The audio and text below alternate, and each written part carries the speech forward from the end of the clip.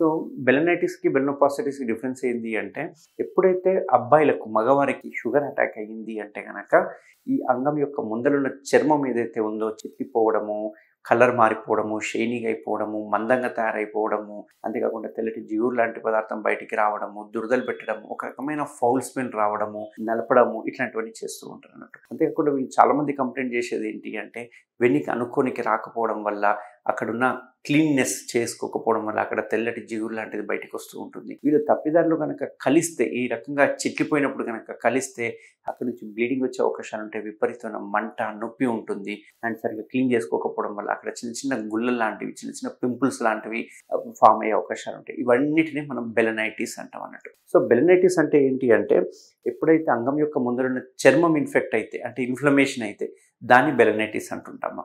ఎప్పుడైతే అంగం కూడా ఇన్ఫెక్ట్ అయ్యిందంటే, ఇన్ఫ్లమేషన్‌కి గురైతే దాన్ని బెలనోపాస్టైటిస్ అంటాం అన్నట్టు.